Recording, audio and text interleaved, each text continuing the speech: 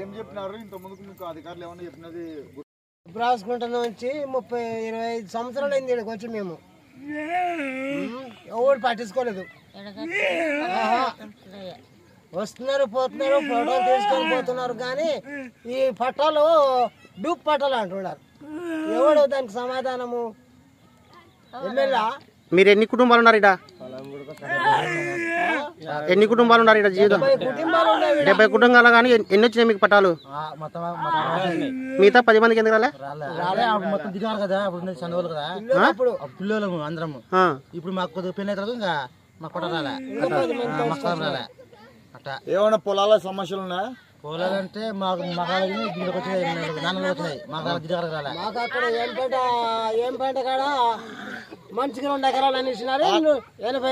180 సెంట్లు ఉంది. అది ఆన్లైన్ లో ఎక్కినాయా ఎక్కలేదు?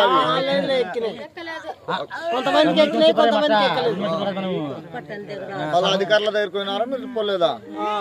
ఇప్పుడు మీకు బిల్డింగ్ లో అమౌంట్ పడలేదా? ఏమో అది తెలియదు మనకు. ఆర్డిటి వాళ్ళు కట్టిస్తా ఉన్నారంట కదా, ఏమైంది అది? అది సెంటు బస్తాలం అని మీకు 3 సెంట్లు కావాలన్నారు వాళ్ళు. సెంటు బస్తాలం అండి మనకు చెప్పారు వాళ్ళు. మీకు 2 సెంటున్నర కావాలన్నారు వాళ్ళు. మనకు రూమ్ కావాలంటే మీకు సెంటు బస్తాలకు చాలదు మీకు అంటారు సార్ వాళ్ళు. ఎవరు? ఆర్డిటి వాళ్ళు. ఎంఆర్ఓ అడిగినారా మీరు? అదే మాట అన్నారు, మీకు సెంటు బస్తాలకు చాలదు అన్నారు.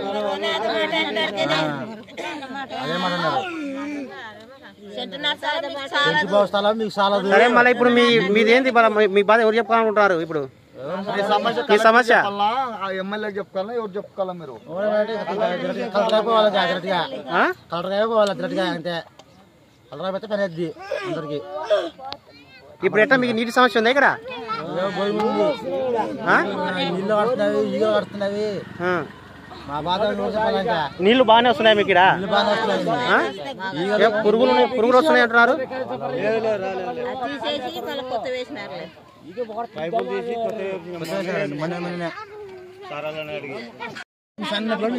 వచ్చినప్పుడు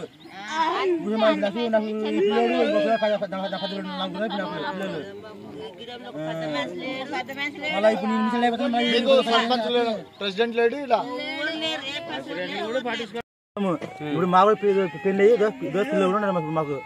ఇంతవరకు ఒక బిల్డింగ్ ఏం లే, స్థలం ఇస్తున్నారు. బిల్డింగ్ ఏది